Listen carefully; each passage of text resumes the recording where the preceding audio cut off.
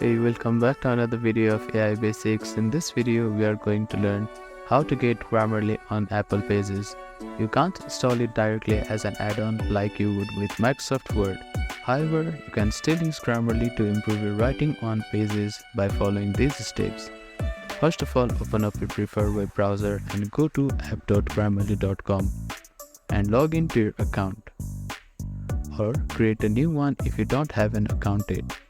In the Grammarly dashboard, you can either create a new document by clicking on New button, or upload an existing document by clicking on Upload.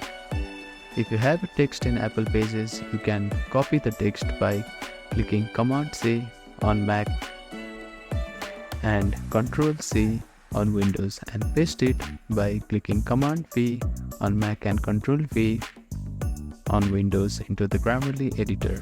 Grammarly will provide suggestions for grammar, spelling, style, and more in the right sidebar. You can check on each suggestion to accept or ignore it.